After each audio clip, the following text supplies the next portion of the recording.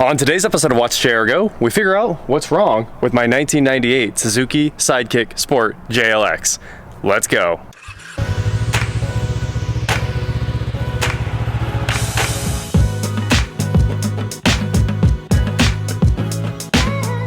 What is going on, guys? I'm Watch JR Go, and today we're here with the Suzuki Sidekick Sport again. And in the last video, we went around it, checked it out, took it off-roading, had a bunch of fun, and kind of just talked about the features and how cool the thing is and how good it looks just with this nice low stance and the street tires and everything like that. I love these insanely capable little off-roaders. That one's two-wheel drive, and I haven't gotten stuck except for the one time I high-centered it on a hill. I mean, the front end was hanging off a lip, and I just didn't have any traction in the rear. That's the only reason that thing got stuck. It's probably even harder to get this four-wheel drive $1,900 toy stuck, but today we're gonna run up to the car wizards and have him tell us what's wrong with this thing. And before we take this Sidekick up to the wizard to have him tell us just how broken it is, I need to take a second to tell you about Slick Wraps. Slick Wraps is of course the sponsor for all of the Sidekick episodes. I'm rocking this translucent skin on my iPhone 10 here. It's so cool. It looks just like what the iPhone would look like if I could have that old school clear plastic back. But hey, it's way easier to install than trying to change out that impossible glass. So if you want to personalize your device, your iPhone, your Android, whatever device you have, they've got skins for MacBooks and Nintendo Switches and Apple Watches and really anything that exists. They probably make a skin for it. Head on over to their website, slickwraps.com. Maybe even get yourself a tribal tattoo for your phone. Think about it. You could have white with tribal because you can have your own custom design. You can upload an image and have it printed on a skin for any device you want. So I just can't wait to see those pictures of a all white phone with the little tribal tattoo from the Sidekick on it. Anyway, slickwraps.com. Check them out.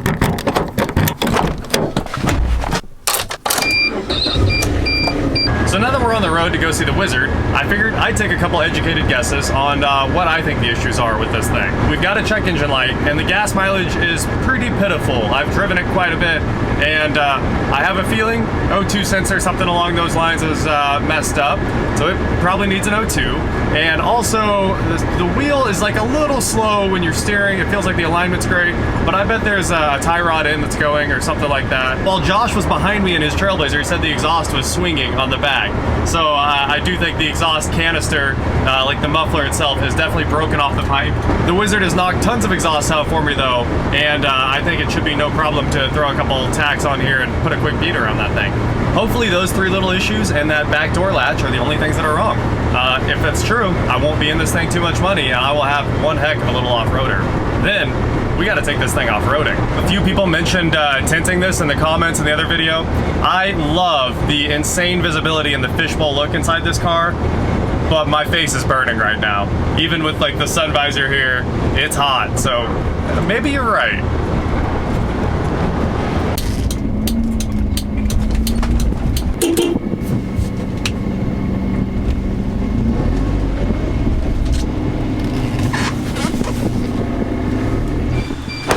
Wizard!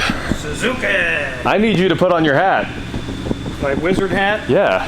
Oh, got some wizarding to do, huh? Some wizardry. We got to check engine light, and I haven't diagnosed it. You'd think it's the first thing I would do, but I haven't even looked at it. Oh, wow. So I figured I'd bring it up here, let you check it out, and I probably need your wizardry on the exhaust, because that's the one thing that I can't really do. Okay. Was it broken in half in the middle? You know, here, all I know is if you come around back, when you're driving down the road, it should be swinging. But I haven't seen, oh yeah. You know what? It's just the tip. So I thought it was worse than that. Apparently it's not that bad. I thought it was actually the muffler itself. We can take a look at it. Yeah, let's do it. Man, it even smells like 1998 in here. Oh, no, I don't. What does 1998 smell like? That's the... Like cheap plastic. Okay. Grabbing some codes out of this thing. 2 codes. Read codes. O2 sensor, no activity on bank 1, sensor 1. Completely dead. It's all referring to bank 1, sensor 1. Just probably a dead O2 sensor. Oh. Well, that's good news. 30 bucks? I hope. I mean, you never know. Watch it be one of the $80 sensors. Where's the dead release? In the passenger glove box. Awesome. What the? It's not even there. I was like, wait, where is it at? Those are the wires. They're all taped up. It has to be the wires. That is. Why would they do that? Look, they cut the thing straight off. There it is. I'm so confused by that. It's super clean cut on the O2 sensor itself. What? Buy new and it'll come with a pigtail and everything. Yeah. Well, that's the most interesting thing I've ever come across. That's weird. Yeah, I wonder, maybe there's some issue when it is hooked up. You might find that, yeah. We'll figure it out real quick at that point. Yeah. I do also, now that we're talking about questionable, I'm surprised. It felt like there's a shutter once in a great while, like just a real small one. And it probably random misfire, and I should probably do plugs, I assume. It could be that it just doesn't know what's going on with the fuel ratio. That's for sure. It has no idea. The gas mileage is not good. Yeah, that's why. It's very bad. We'll put it on the lift. Yeah, let's put this thing in the air. Shock pad. Shocks. Oh, wow, that looks terrible. Wow, this is some cute little four-wheel drive. Dinky little thing. Yeah, it is. It's so small. Man, everything is wet. Something coming up from up there. Yeah. Probably your front main seal splattering. Uh-oh. Cool. Yep. That looks okay. Yeah? U-joints sound like trash. There's our cut. It's like it was plasma cutted or something. It's so clean, yeah. Wow. That is weird. Super weird. I guess watch out for those O2 sensor thieves that leave the O2 sensor and just cut the wires. I guess. Probably needs a mount, doesn't it? It's kind of jiggly. Is it? It's still good, Yeah, but it is okay. It's just flopped. It's not so firm anymore. I wonder if there's a poly mount. The diff ports all look dry. It looks like it's been resealed with some like goop. A lot of goop. That seems okay, doesn't it? Yeah, that one's tight. Oh. That's good.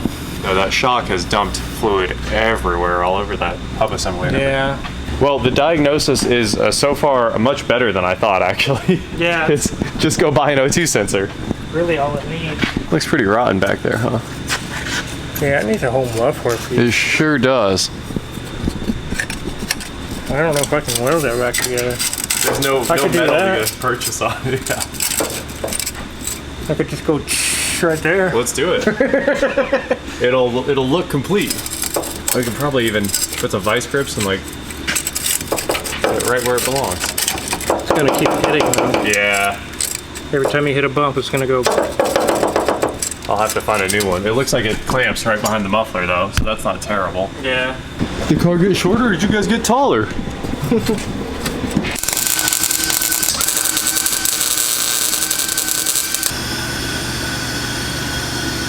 Thank you, Wizard.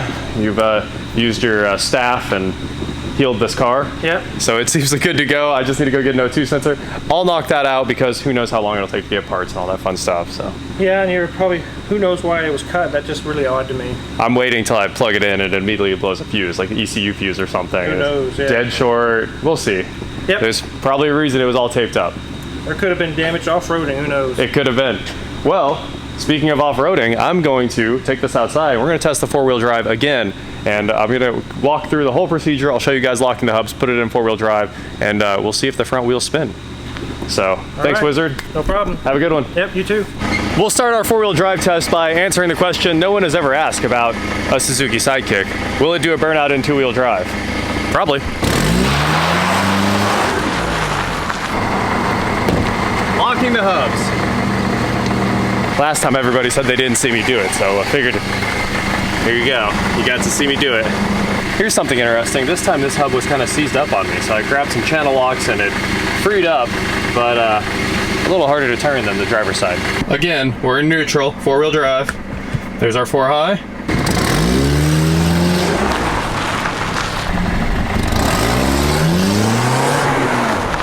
Okay, we know the four-wheel drive works. That's great news. Put this thing back in neutral, 4, 2. There we go. We better also take it out of burnout mode. Time to get this Sidekick home.